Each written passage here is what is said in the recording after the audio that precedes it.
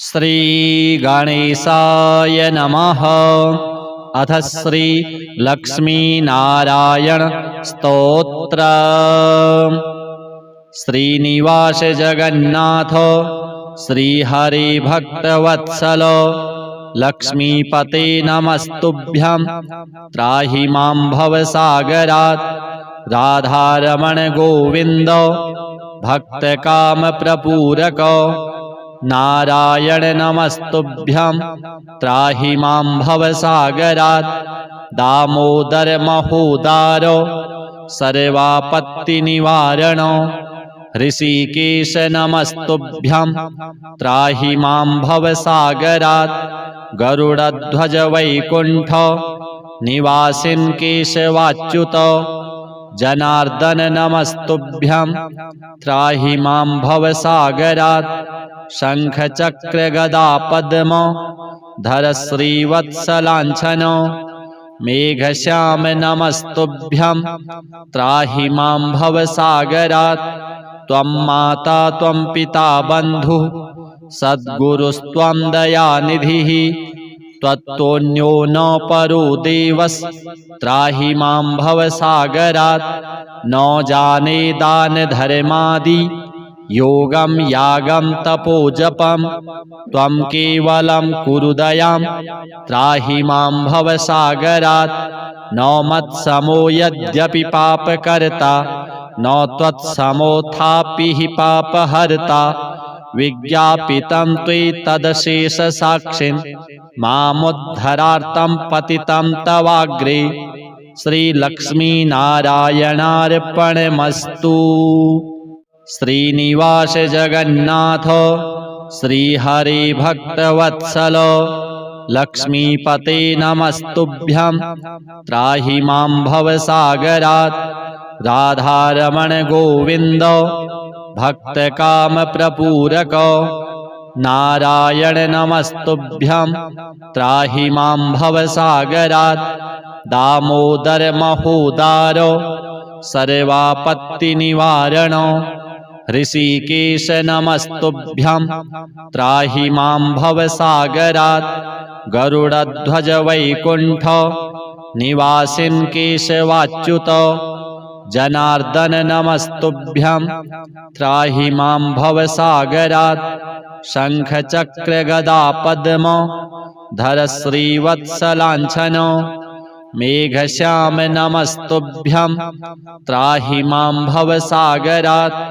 त्वं माता त्वं पिता बन्धुः सद्गुरुस्त्वं दयानिधिः त्वत्तोऽन्यो न परो देवस्त्राहि मां भवसागरात्। न जाने दान धर्मादि योगं यागं तपोजपं त्वं केवलं कुरु दयां त्राहि मां भवसागरात्। न मत्समो यद्यपि पापकर्ता न त्वत्समोऽथापि हि पापहर्ता। विज्ञापितं त्वत्तदशेषसाक्षिन् मामुद्धरार्तं पतितं तवाग्रे।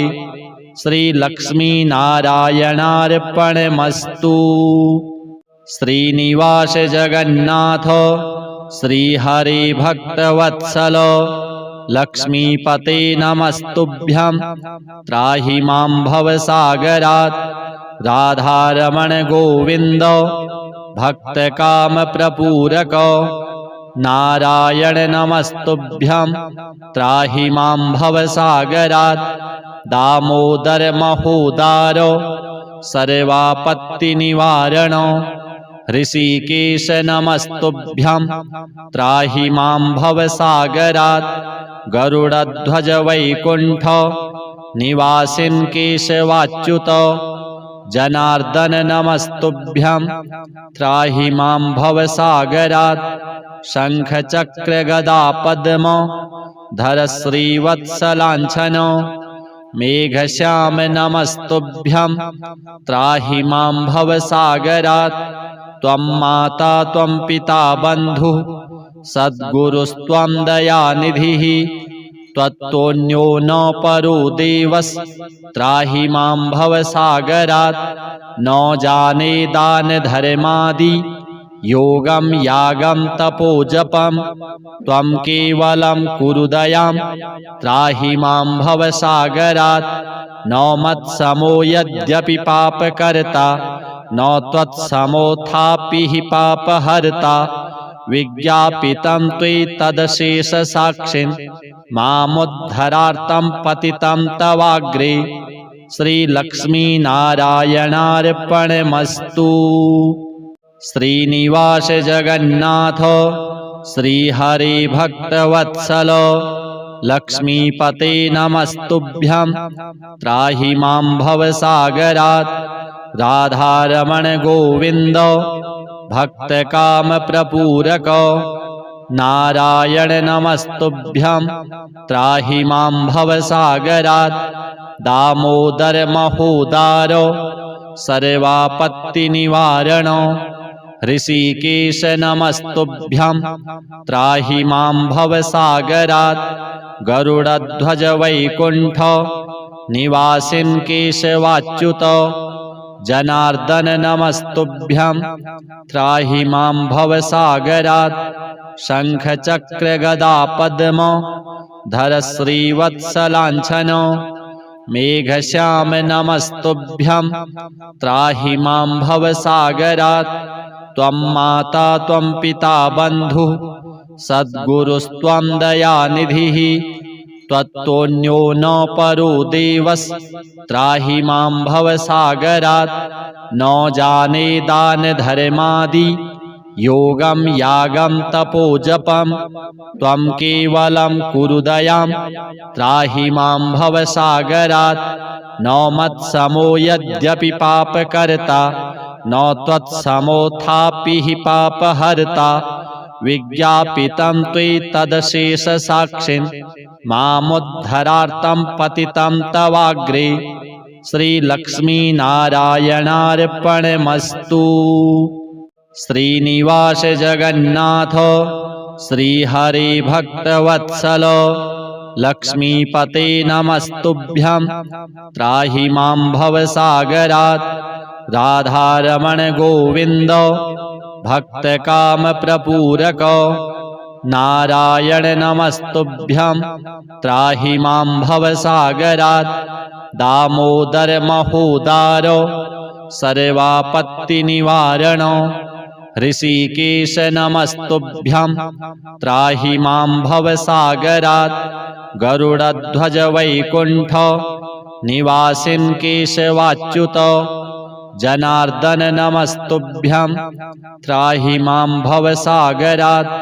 शङ्खचक्र गदा पद्म धर श्रीवत्सलाञ्छन मेघश्याम नमस्तुभ्यं त्राहि मां भवसागरात्। त्वं माता त्वं पिता बन्धुः सद्गुरुस्त्वं दयानिधिः त्वत्तोऽन्यो न परो देवस्त्राहि मां भवसागरात्। न जाने दान धर्मादि योगं यागं तपोजपं त्वं केवलं कुरु दयां त्राहि मां भवसागरात्। न मत्समो यद्यपि पापकर्ता न त्वत्समोऽथापि हि पापहर्ता। विज्ञापितं त्वयि तदशेषसाक्षिन् मामुद्धरार्तं पतितं तवाग्रे। श्रीलक्ष्मीनारायणार्पणमस्तु। श्रीनिवास जगन्नाथ श्रीहरे भक्तवत्सल लक्ष्मीपते नमस्तुभ्यं त्राहि मां भवसागरात्। राधारमण गोविन्द भक्तकामप्रपूरक नारायण नमस्तुभ्यं त्राहि मां भवसागरात्।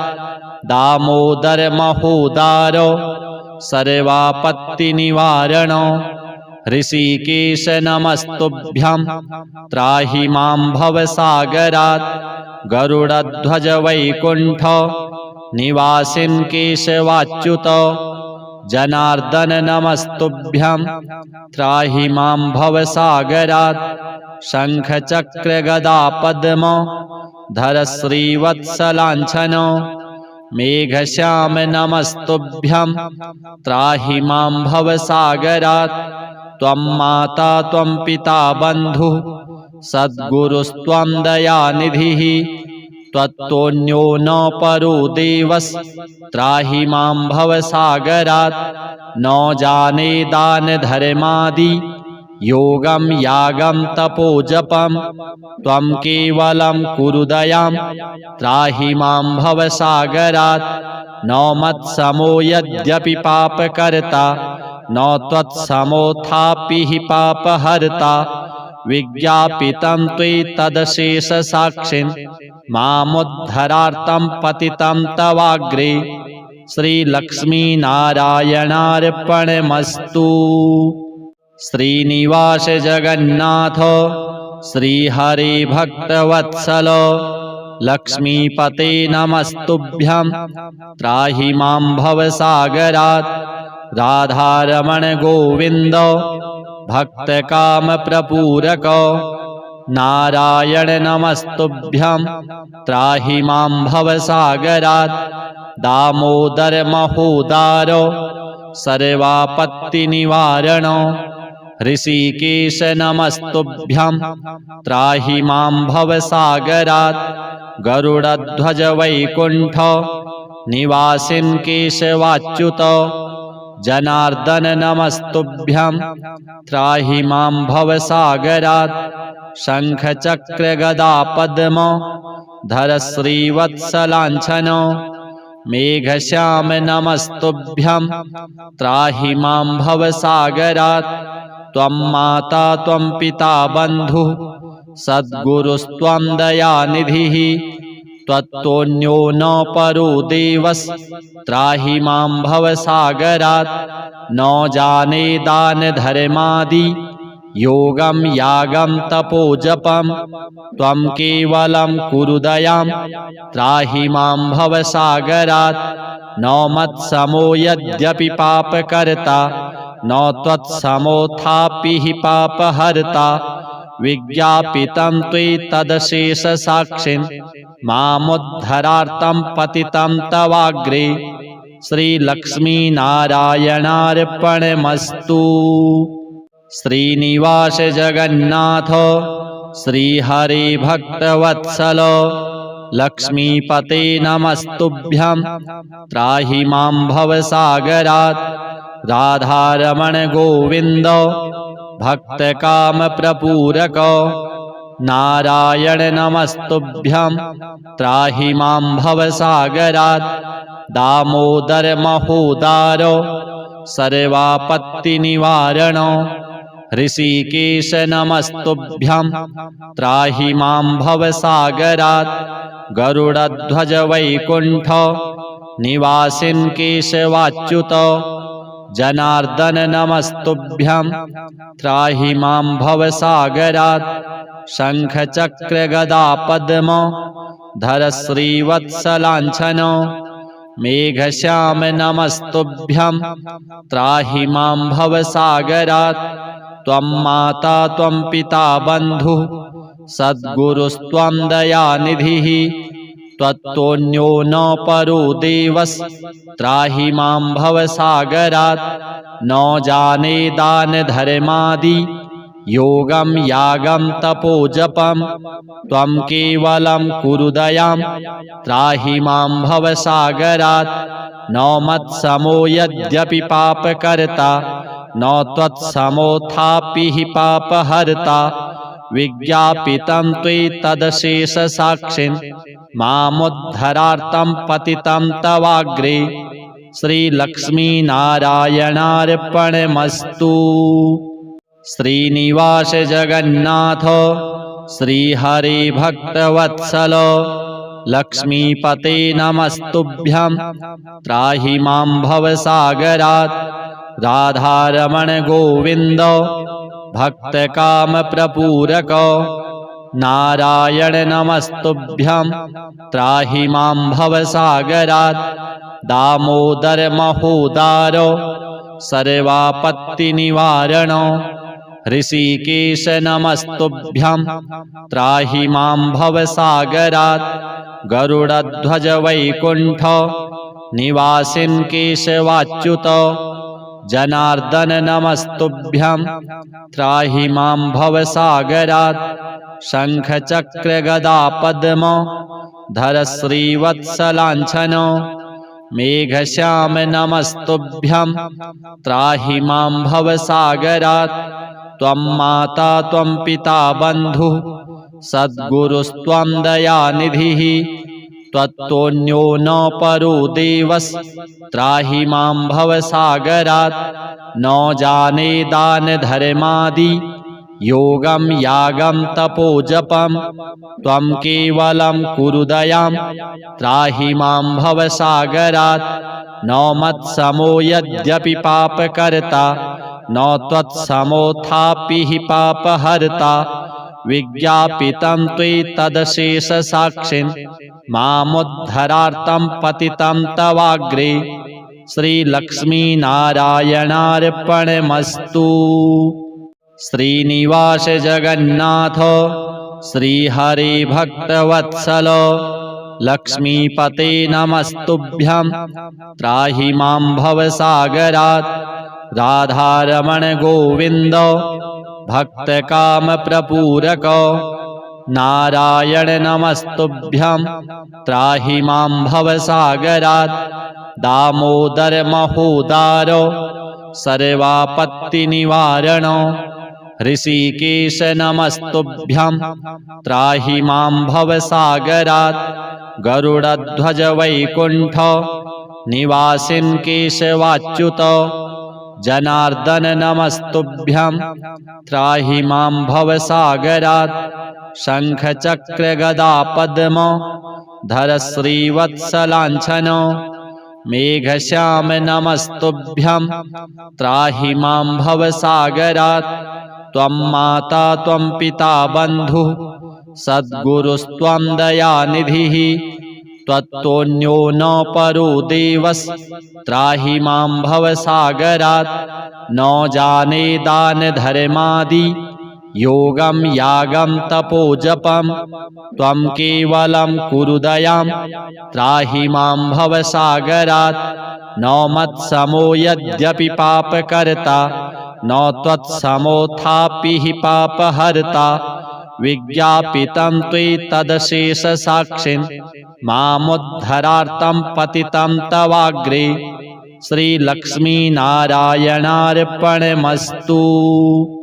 श्रीनिवास जगन्नाथ श्रीहरे भक्तवत्सल लक्ष्मीपते नमस्तुभ्यं त्राहि मां भवसागरात् राधारमण गोविन्द भक्तकामप्रपूरक नारायण नमस्तुभ्यं त्राहि मां भवसागरात् दामोदर महोदार सर्वापत्तिनिवारण ऋषिकेश नमस्तुभ्यं त्राहि मां भवसागरात् गरुडध्वज वैकुण्ठ निवासिन् केशवाच्युत जनार्दन नमस्तुभ्यं त्राहि मां भवसागरात् शङ्खचक्रगदा पद्म धर श्रीवत्सलाञ्छनो मेघश्याम नमस्तुभ्यं त्राहि मां भवसागरात्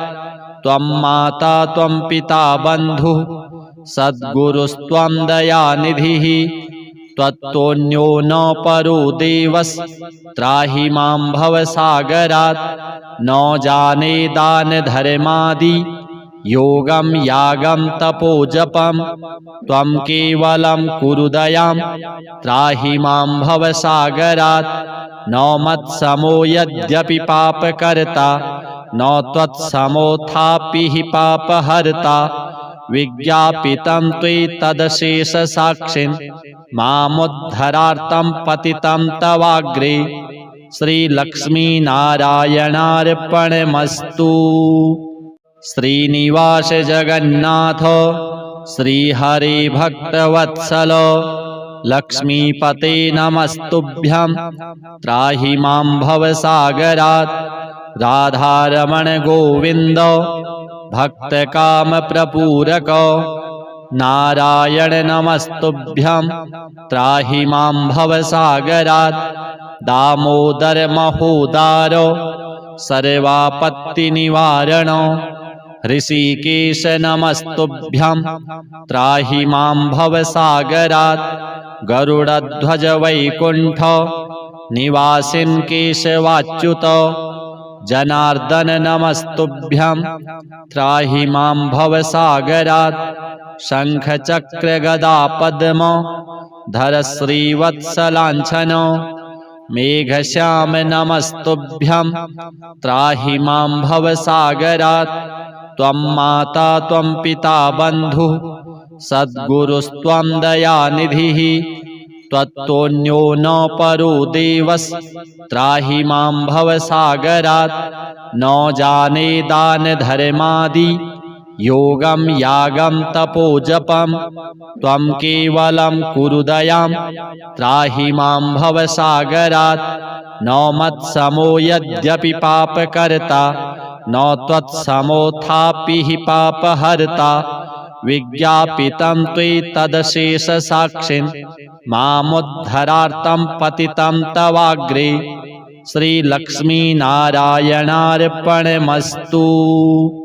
श्रीनिवास जगन्नाथ श्रीहरि भक्तवत्सल लक्ष्मीपते नमस्तुभ्यं त्राहि मां भवसागरात् राधारमण गोविन्द भक्तकामप्रपूरक नारायण नमस्तुभ्यं त्राहि मां भवसागरात् दामोदर महोदारो सर्वापत्तिनिवारणो ऋषिकेश नमस्तुभ्यं त्राहि मां भवसागरात् गरुडध्वज वैकुण्ठ निवासिन् केशवाच्युत जनार्दन नमस्तुभ्यं त्राहि मां भवसागरात् शंख चक्र गदा पद्म धर श्रीवत्सलांछनो मेघश्याम नमस्तुभ्यं त्राहि मां भवसागरात्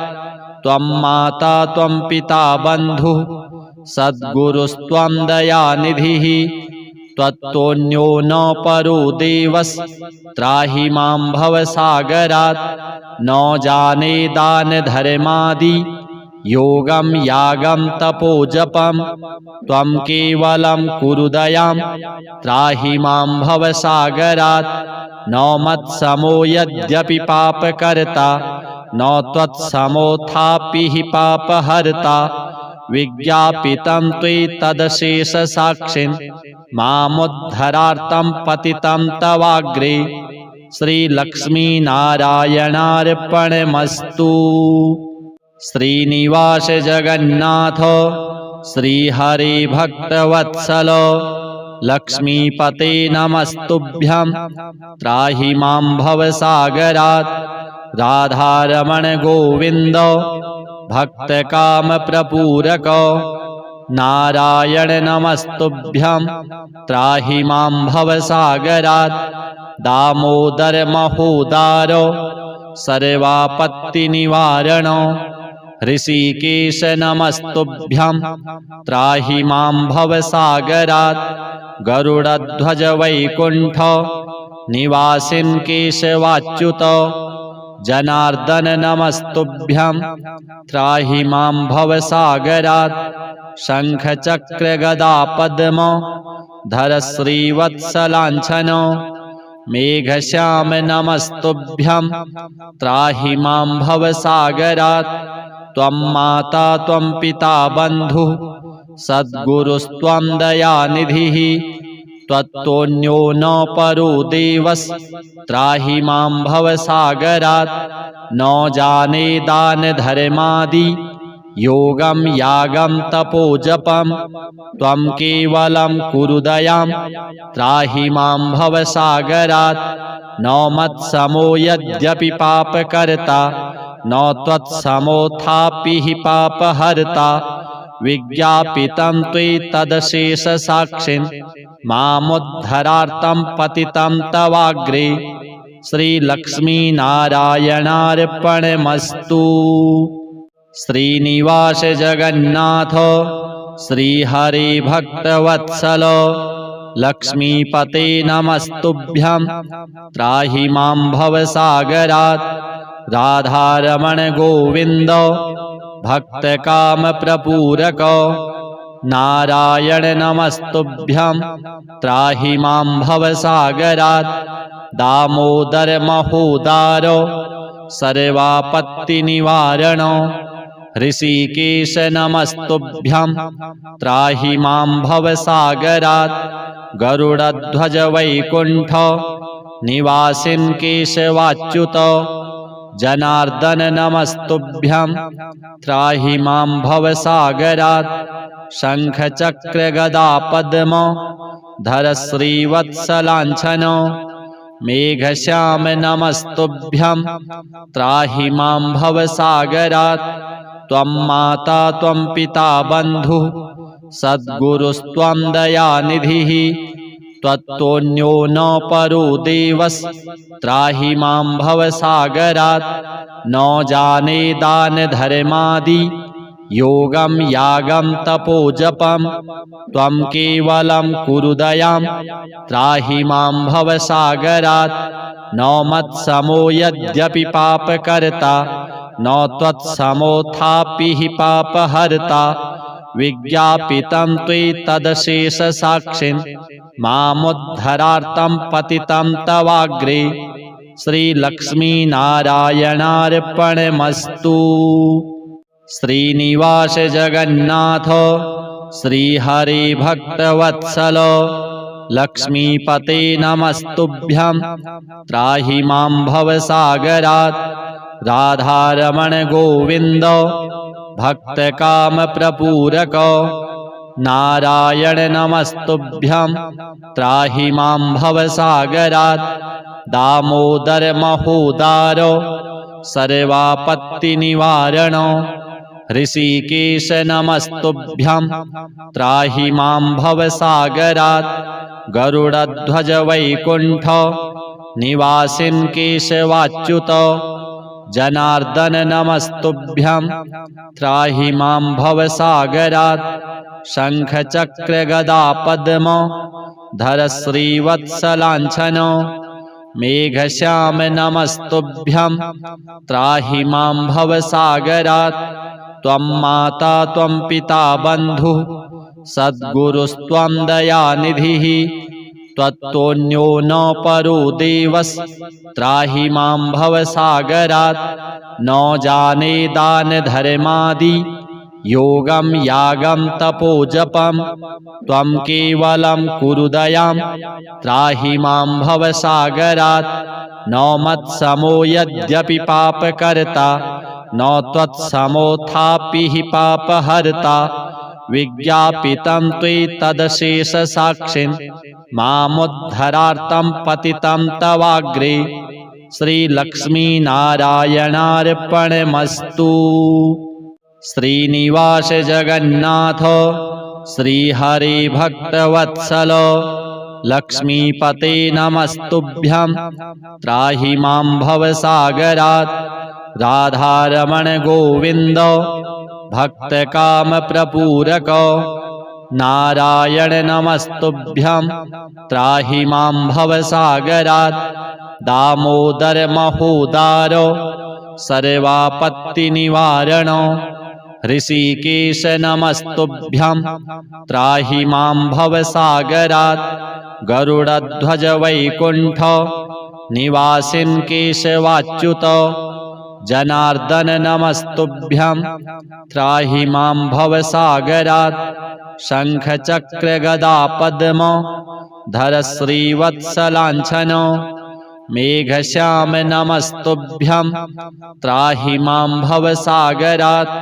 त्वं माता त्वं पिता बन्धुः सद्गुरुस्त्वं दयानिधिः त्वत्तोऽन्यो न परो देवस् त्राहि मां भवसागरात् न जाने दानधर्मादि योगं यागं तपोजपं त्वं केवलं कुरु दयां त्राहि मां भवसागरात् न मत्समो यद्यपि पापकर्ता न त्वत्समोऽथापि हि पापहर्ता विज्ञापितं त्वयि मामुद्धरार्थं पतितं तवाग्रे श्रीलक्ष्मीनारायणार्पणमस्तु। श्रीनिवास जगन्नाथ श्रीहरि भक्तवत्सल लक्ष्मीपते नमस्तुभ्यं त्राहि मां भवसागरात्।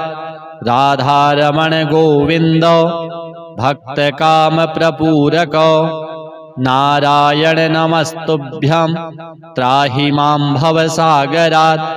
दामोदर महोदार सर्वापत्तिनिवारण ऋषिकेश नमस्तुभ्यं त्राहि मां भवसागरात्। गरुडध्वज वैकुण्ठ निवासिन् केशवाच्युत जनार्दन नमस्तुभ्यं त्राहि मां भवसागरात्। शङ्खचक्र गदा पद्म धर श्रीवत्सलाञ्छन मेघश्याम नमस्तुभ्यं त्राहि मां भवसागरात्।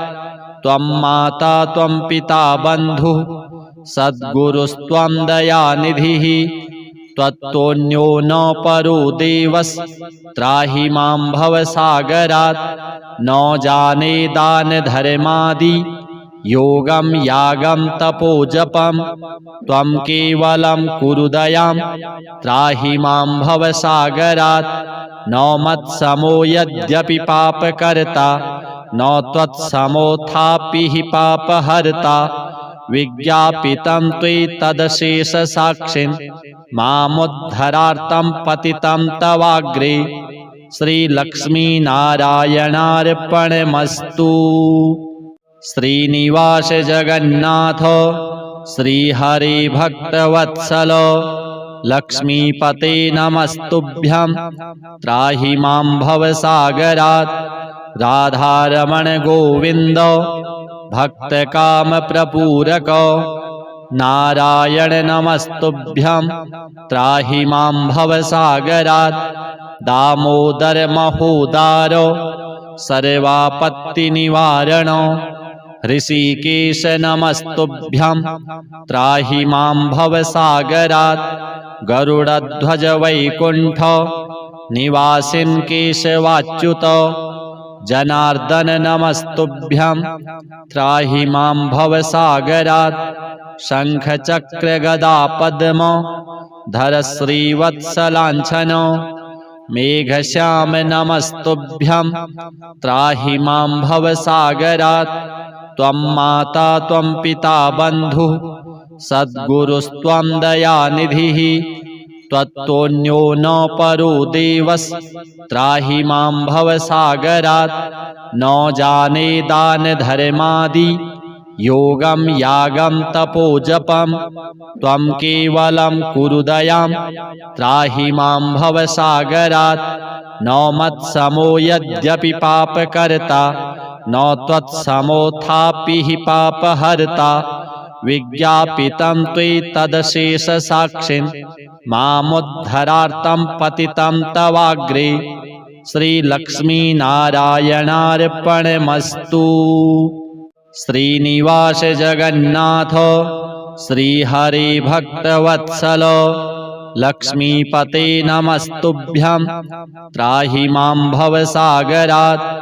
राधारमण गोविन्द भक्तकामप्रपूरक नारायण नमस्तुभ्यं त्राहि मां भवसागरात्। दामोदर महोदार सर्वापत्तिनिवारण ऋषिकेश नमस्तुभ्यं त्राहि मां भवसागरात्।